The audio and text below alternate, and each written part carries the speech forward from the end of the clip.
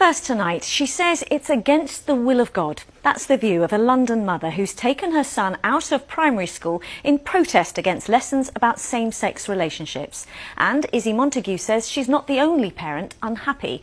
Lessons about relationships will become compulsory in schools from September next year. But incorporating same-sex relationships and transgender issues have proved controversial. Head teachers and campaigners say it's right for schools to promote inclusivity. Anna O'Neill has the story.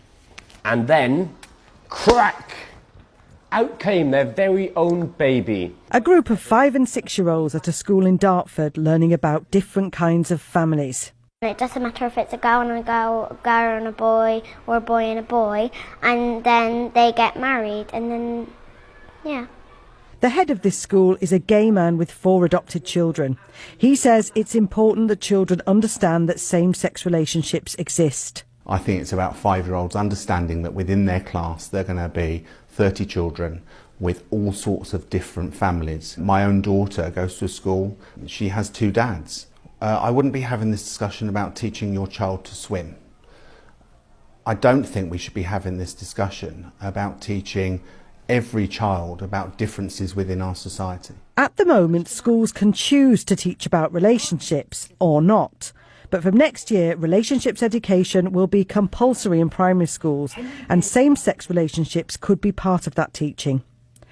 Some parents are not happy. This mother took her child out of school because she said it pushed an aggressively gay-friendly agenda. For her, it's a matter of faith. It's not anything like race or age. People are not born gay? I don't believe they are. If you show me a gay gene, just like if you show me any genes such as like race or something indicative that is biological, I do personally believe that there is a biological drive, but because it's not something that you can determine by science to say that somebody is gay, you cannot say, well, somebody is born gay. It's a choice. Her former school told us it teaches tolerance, inclusivity and equality for everybody and encourages all pupils to celebrate their differences. Gay rights campaigners say it's crucial that children learn about different kinds of people in order to be a more tolerant society. We've seen statistics from Stonewall about the amount of children and young people that are attempting to take their own life because they're being bullied for being LGBT. This isn't just about teaching, it's about saving lives potentially, and that's why it's crucial. If you've heard that phrase, oh, that's so gay. The guidance says schools can decide what is appropriate to teach and when, but LGBT people should be respected in British society and their relationships protected by law. Anna O'Neill, BBC London News. Well, with me here is the mum in Anna's report, Izzy Montague, and author Ollie Pike, who's a children's author, as I just said, and campaigns for more education of LGBT plus relationships in school. Welcome to you both. Izzy, you explained in that report there, but can we just clarify, is it the topic itself or the age that it's being taught? The topic itself.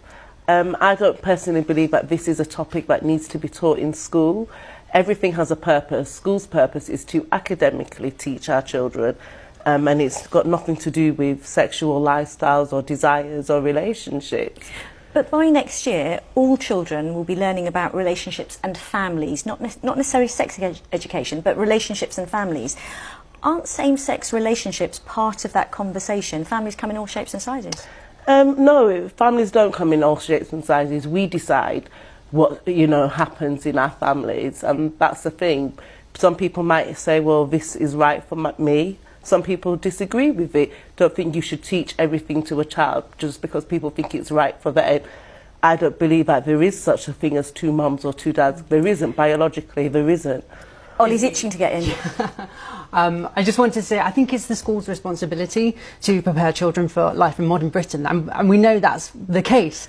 And this isn't just about teaching them about different types of people and different families, it's about saving lives. As I said, we know LGBT plus children experience like a higher volume of bullying, and they're attempting to take their own life on some serious occasions, and we just need to put a stop to it. But this is not anything to do with schools or how people, you can't change the way how people think. People naturally obviously have feelings towards certain things, and you can't just indoctrinate other people's children. It's not saving lives. I mean, these are sound bites and jargon that's constantly churned out, which you have no proof to say that teaching people... We have got proof, Izzy. We've got proof from Stonewall School Report 2017, Just Like Us report, like...